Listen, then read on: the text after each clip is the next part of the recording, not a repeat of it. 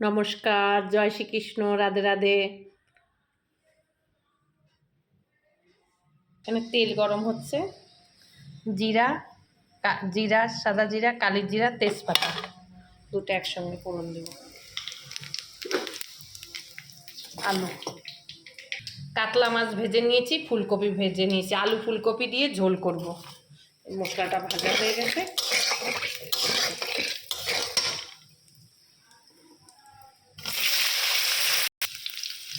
কাঁচা লঙ্কা টমেটোগুলো দিয়ে দিলাম।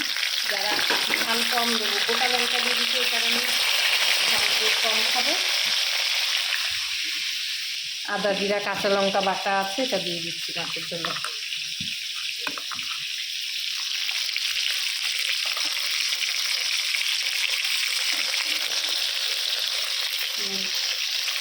দিয়ে দিলাম।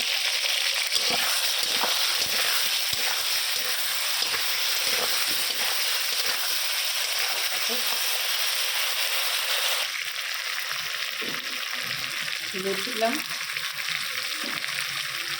কিছুই দেওয়ার নেই, সব মশলা আদার মধ্যে বেটে দিচ্ছি তো লঙ্কাটাই, তার জন্য দিয়ে দিলাম।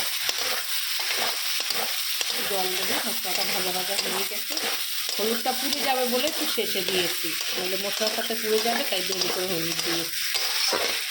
আমি ফুলকপি দিয়ে ঝোল, মাছের ঝোল না আবার আগে ধনে পাতা দিয়ে দেবো, জল দিয়ে দেবো, হয়ে গেছে।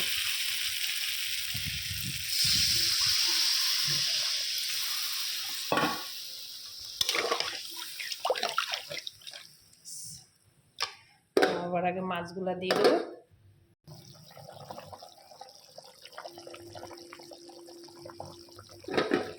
এবার শীতে ফুলকপি দিয়ে কাতলা মাছের ঝোল তেমন একটা করা হয়নি, ভাজা হয়ে গেছে। দিয়ে দিচ্ছি, বড় বড় করে ফুলকপিগুলা কেটেছি, এতে কাতলা মাছ।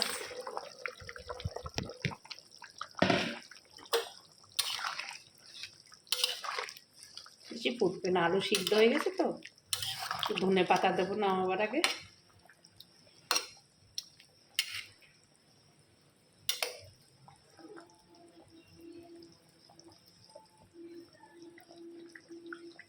নামিয়ে দেবো, হালকা ফুটুক।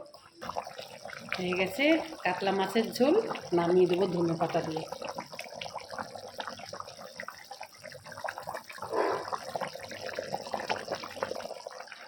ধনে পাতা, ধনে পাতা, ধনে পাতার গরম মশলার স্বাদ আর ধনে পাতার স্বাদ আলাদা। ফুলকপি মানি, মাছের ঝোল মানি ধনে পাতা, তখন আর গরম মশলা ভালো লাগে না, যেটা আদা জিরা বাটা দিয়ে করছি। আর পেঁয়াজ রসুন দিয়ে করলে ওইটা আলাদা স্বাদ।